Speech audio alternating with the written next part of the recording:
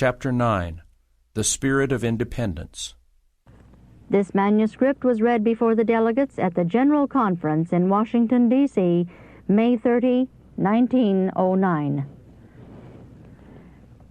Before leaving Australia, and since coming to this country, I have been instructed that there is a great work to be done in America. Those who were in the work at the beginning are passing away.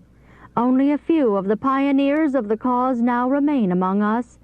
Many of the heavy burdens formerly borne by men of long experience are now falling upon younger men. This transfer of responsibilities to laborers whose experience is more or less limited is attended with some dangers against which we need to guard. The world is filled with strife for the supremacy, the spirit of pulling away from fellow laborers, the spirit of disorganization is in the very air we breathe.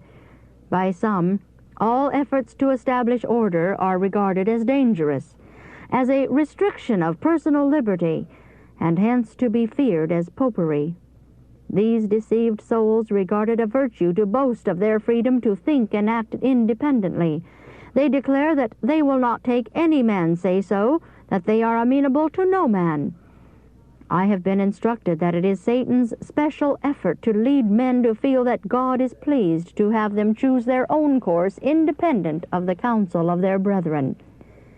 Herein lies a grave danger to the prosperity of our work. We must move discreetly, sensibly, in harmony with the judgment of God-fearing counselors, for in this course alone lies our safety and strength. Otherwise, God cannot work with us, and by us, and for us.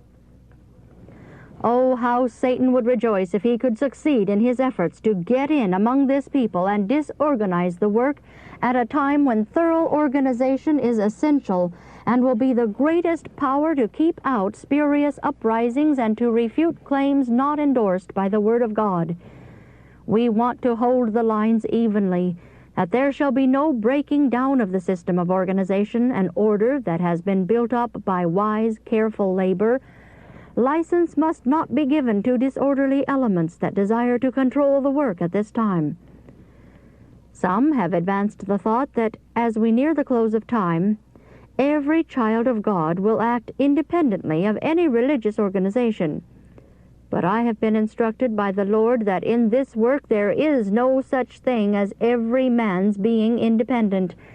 The stars of heaven are under all law, each influencing the other to do the will of God, yielding their common obedience to the law that controls their action. And in order that the Lord's work may advance healthfully and solidly, His people must draw together. The spasmodic, fitful movements of some who claim to be Christians are well represented by the work of strong but untrained horses.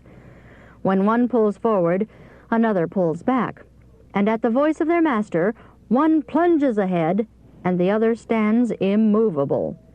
If men will not move in concert in the great and grand work for this time, there will be confusion. It is not a good sign when men refuse to unite with their brethren and prefer to act alone. Let laborers take into their confidence the brethren who are free to point out every departure from right principles. If men wear the yoke of Christ, they cannot pull apart. They will draw with Christ.